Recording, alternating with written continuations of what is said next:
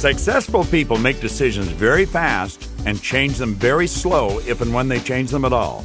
Yes, people who make decisions go to the top, and the ones who don't make them, they go nowhere. This is Bob Proctor, and this is another part of your puzzle, and it is a critical part of the puzzle on decision.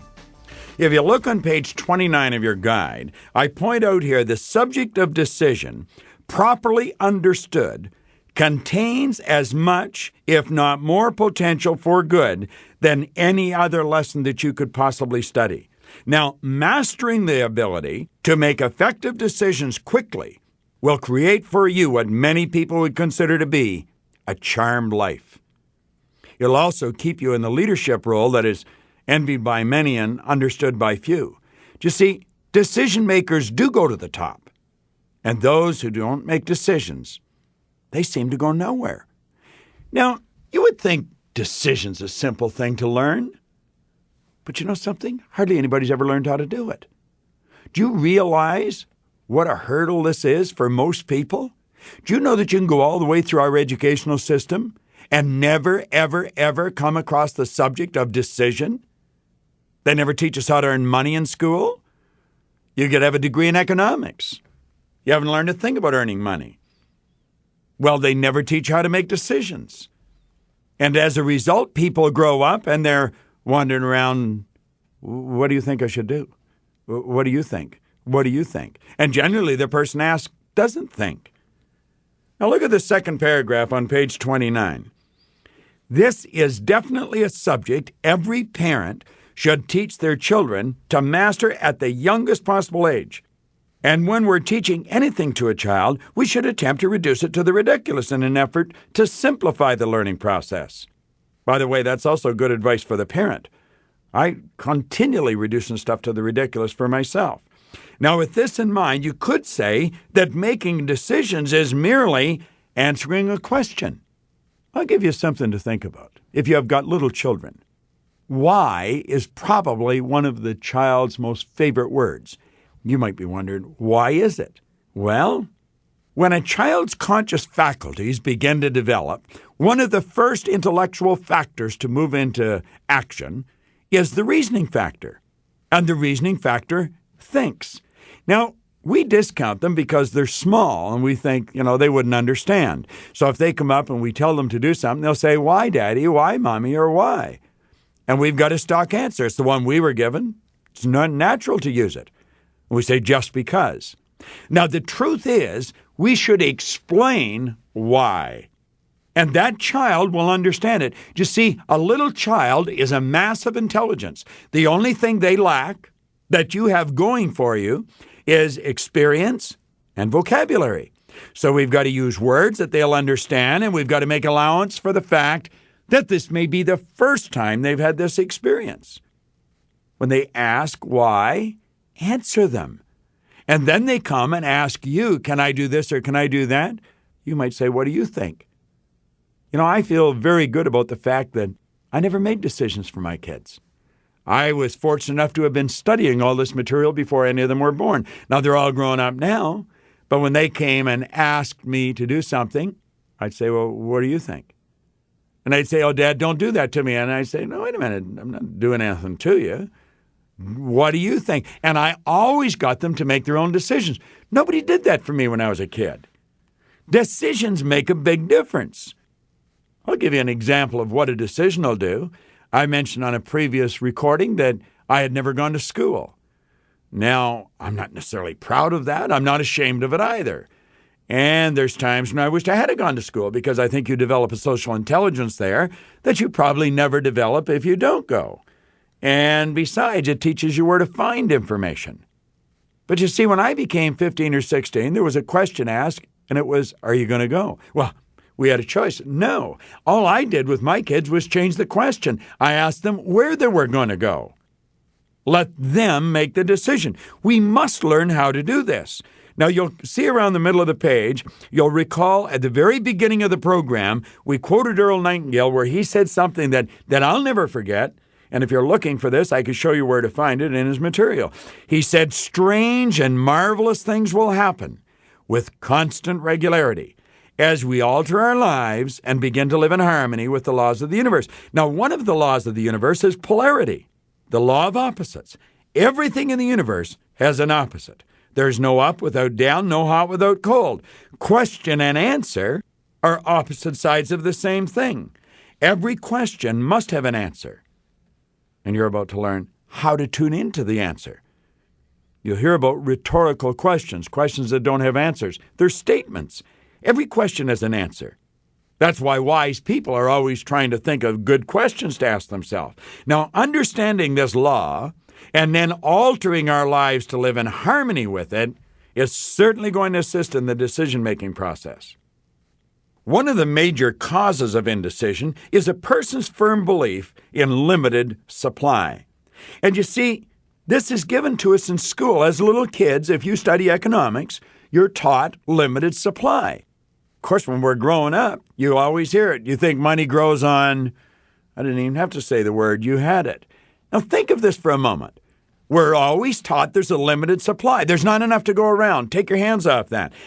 There's an infinite source of supply. Go back and read Ralph Waldo Trine's book, In Tune with the Infinite. Go read Troward's quote again. My mind is a center of divine operation, and divine operation is infinite.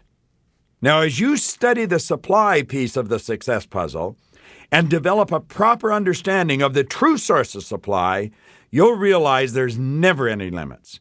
And in fact, there isn't even any limit to your potential. Now look over on page 30.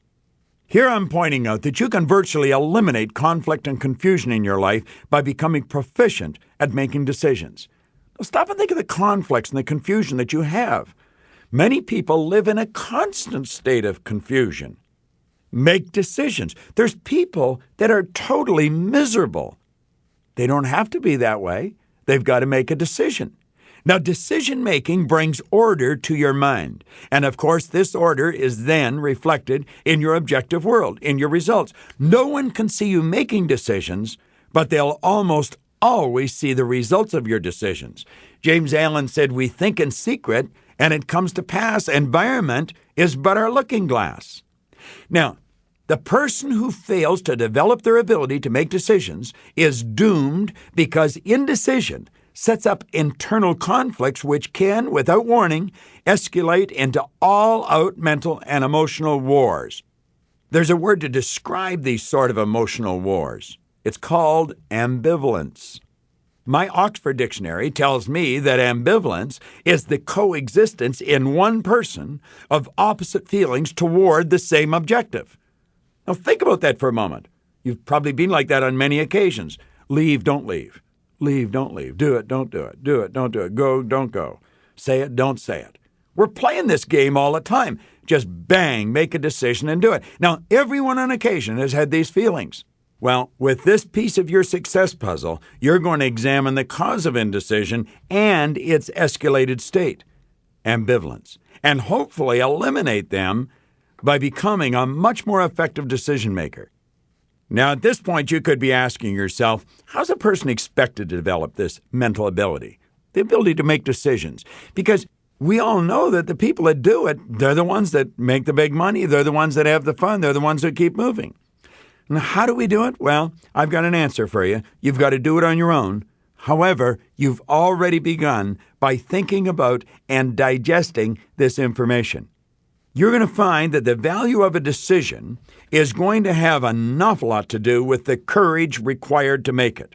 Now, many of the greatest decisions which were responsible for the foundation of civilization were reached by assuming great risks, which often meant the possibility of death. A good example was the decision made by the 56 men who signed the Declaration of Independence in Philadelphia on the 4th of July in 1776. That declaration gave freedom to everyone in the United States of America. However, it could have very easily gone the other way and left all 56 hanging from the gallows. You've got to admit, they were truly courageous. Now, look on page 31. Here are 4 questions that I use and I would recommend you begin using whenever a major decision must be made.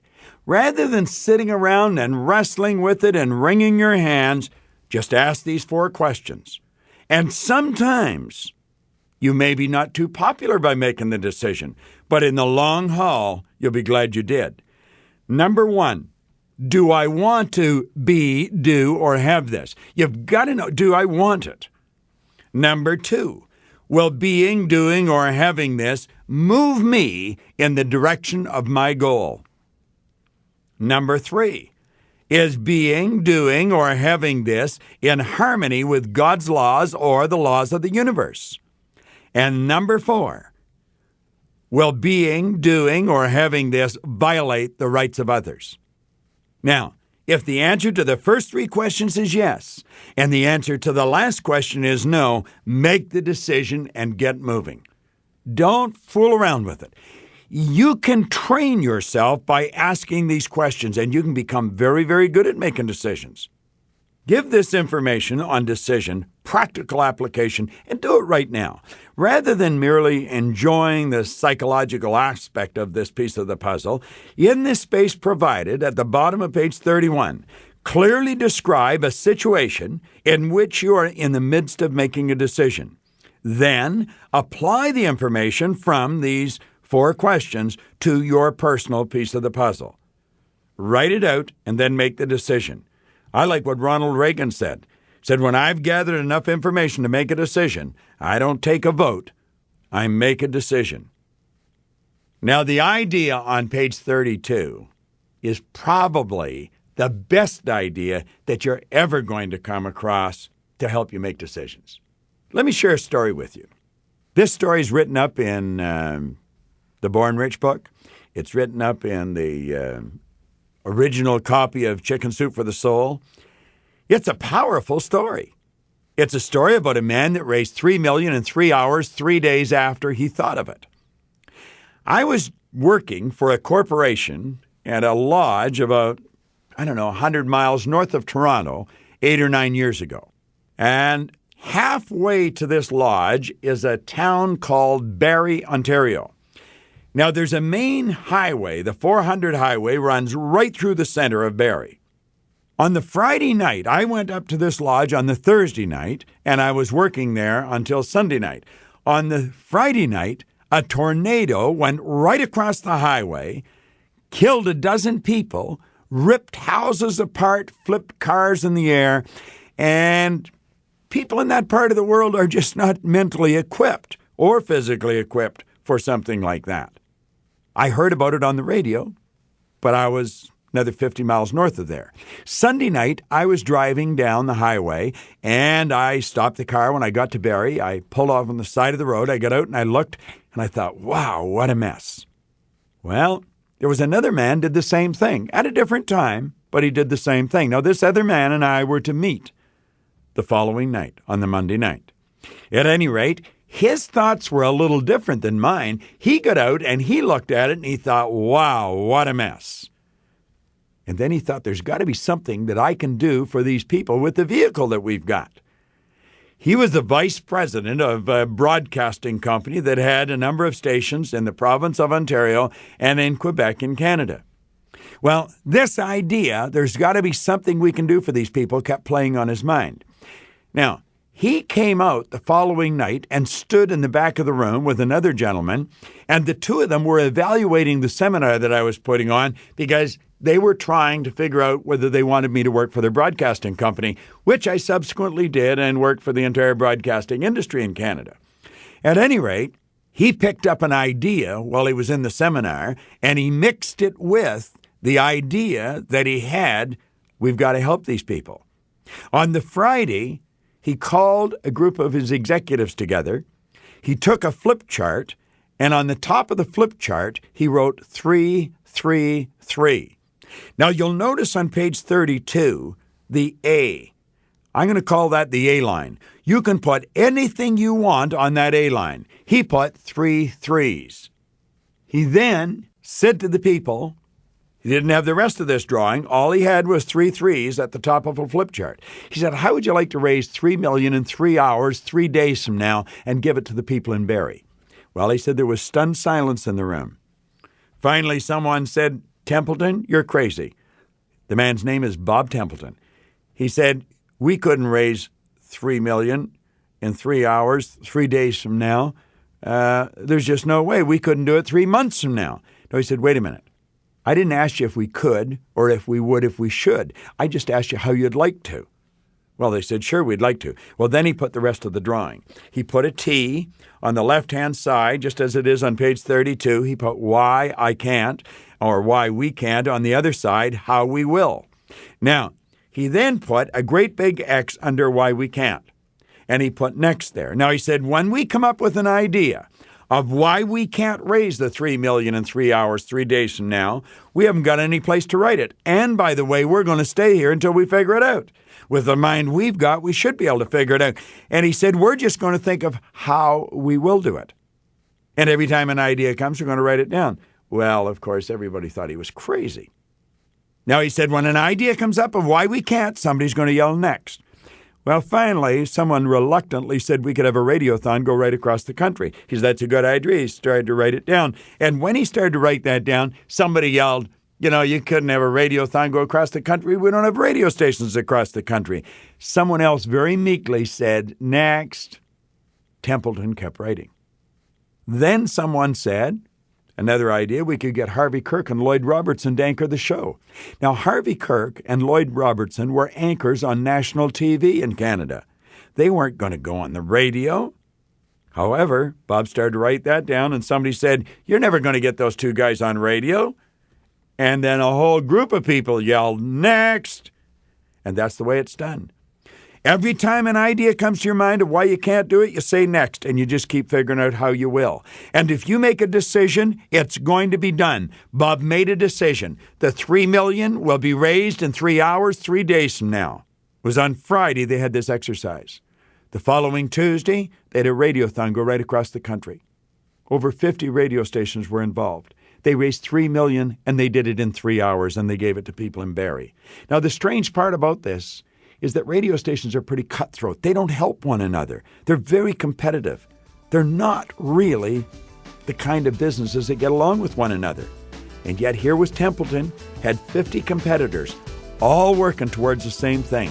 The idea was it doesn't matter who gets the credit as long as the people in Barrie get the $3 million. Now, I wouldn't even want to guess that the number of people that have used this idea and solved enormous problems, you can too.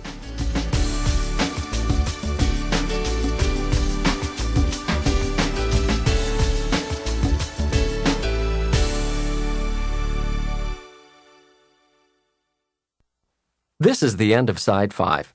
Side 6 is already queued up for your listening.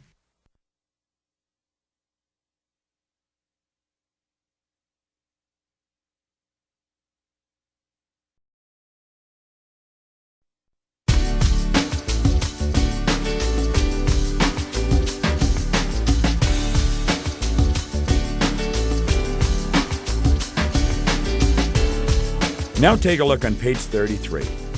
Here's something written on decision that I think is classic. Carol Hildebrand is a beautiful woman. She's a periodontist in Philadelphia. She has a master's degree in education.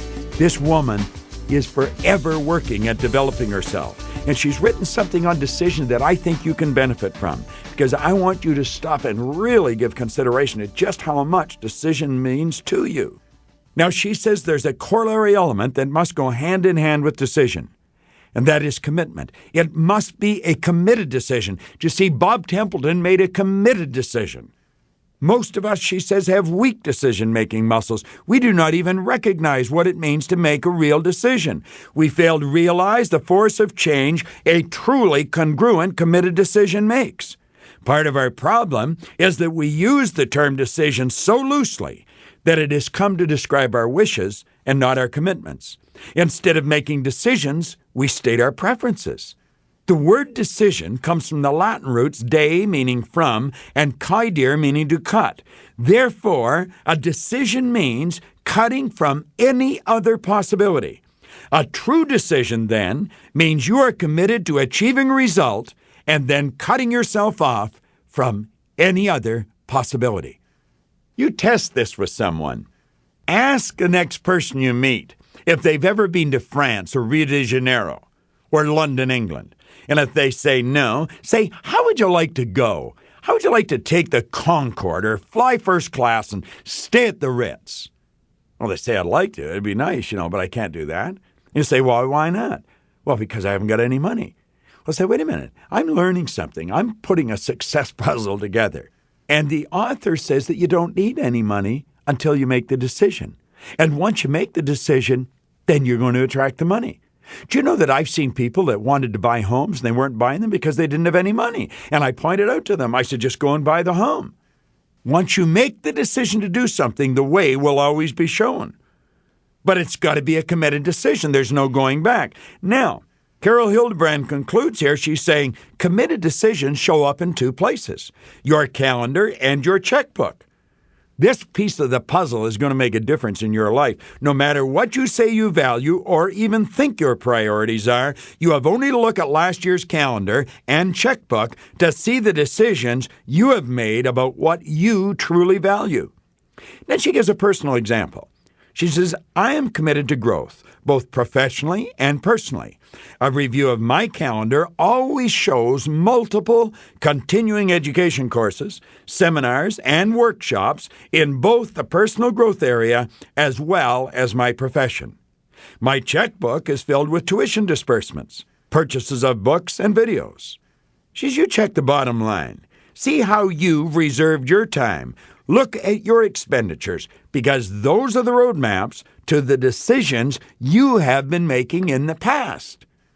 Now, I love this last suggestion. She said, after making a true decision, especially the tough ones, we usually feel a tremendous burden has been lifted from our shoulders. Flip over to 34. You're probably still considering that suggestion that I gave you then about traveling or buying a home. You don't need any of the resources to make the decision. You just make the decision, and then the way will be shown. Now take a look on page 34. Look at a little box on knowledge. That's just for you to jot some notes down. All the knowledge there ever was or ever will be is 100% evenly present in all places at all times. You know what that means? The knowledge that will enable you to get the resources you need to take the trip, that knowledge is already here. The knowledge you require to build the business, to buy the home, to do whatever it is that you're deciding to do is already here. But you will never, ever tune into it until you've made the decision. So write in that book, on page 34, that knowledge is omnipresent. See, the way to fly an airplane has always been here. It took the Wright brothers to tune into it. The way to build the Learjet was always here. It took Bill Lear to tune into it.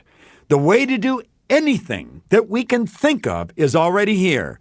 All we have to do is tune into it. Now, we will not tune into it if we don't make a decision. Now look over in the little box on page 34 titled Thought. Let each one of those lines represent a frequency or a level of vibration. Now, stay with me. Thought is energy. And you and I think on frequencies. On the bottom line, put an X. Put some puffy little clouds on that line, and the puffy little clouds are going to represent thoughts. Now, I am going to suggest that that's the line you're living on right now. That's the line of thinking that you're on. That's the frequency that you're thinking on. And so the thoughts that are coming to you are the thoughts that are on that frequency. Now, the thoughts you're getting on this frequency are not the thoughts that's going to take you to Paris. They're not the thoughts that's going to build the business or buy the house. Flip up about 3 or 4 lines. The second you make a decision, you flip your mind on to another frequency. You're on a higher frequency of thought, therefore you start to immediately attract new ideas. And the ideas that you require to get you to where you want to go will come to you. But you'll never get them until you make the decision. Do you see, most people make the decision after they see they've got the resources. They're going about it the wrong way. No one knew how to get to the top of Mount Everest until after they got there. No one's known how to build a business till after they built it. Well, you make the decision to do it first, and the second you make the decision, you instantly flip onto a brand new frequency of thought. All right, now bring your conscious attention down to the bottom box on page 34. Go to the bottom left-hand corner and look at the R.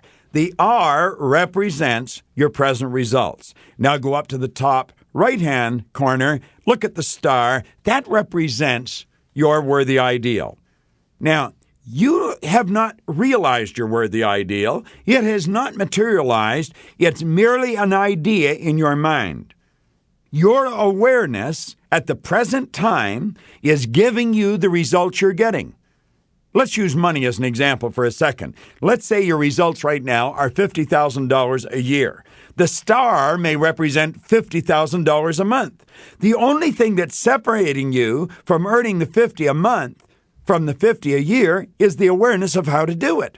Do you see, when I was sitting in a fire hall, I was earning $4,000 a year. Now I can earn a few times that in an hour. What's changed? The thing that has changed is my thinking. I'm thinking on a different frequency. I'm operating with a much higher level of awareness. And remember what I said, the useful purpose of the word the ideal, it's the idea that you're in love with that you'll keep going after. It's the increased awareness that you're going to get that's the win. Now think about this. At the top of the page, we quote Thomas Carlyle. He said, go as far as you can see. When you get there, you'll see how to go further. Now you're operating on the level of awareness where you're getting the results that you're presently getting. We look ahead to the first line with the arrow going to it. Now, your intuitive factor is going to be telling you to do something, phone someone, go somewhere, do something. You've got to learn to follow your intuitive factor. The second you make a decision, you're on a new frequency of thought. You're going to get different feelings. The way will be shown. So you go as far as you can see. You're not going to see how to get the whole distance. You go as far as you can see.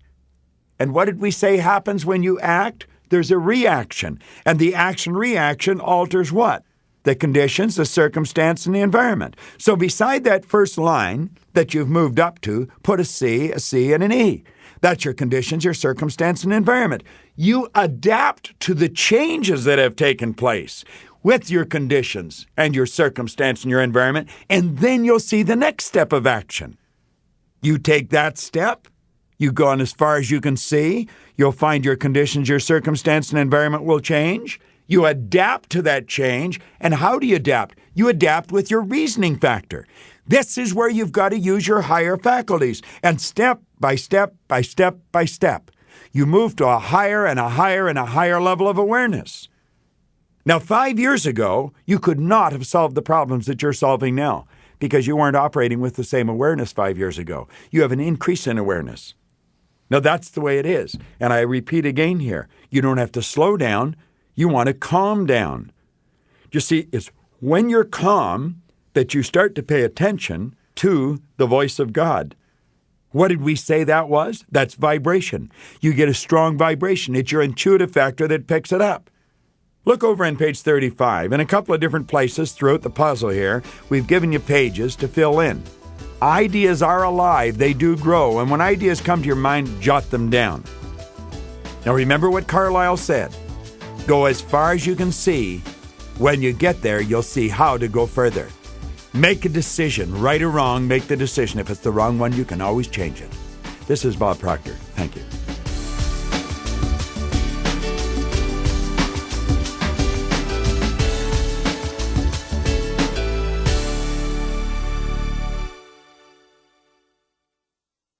This is the end of Side 6. Please fast forward the tape to the end to cue up Side 5 for your next listening.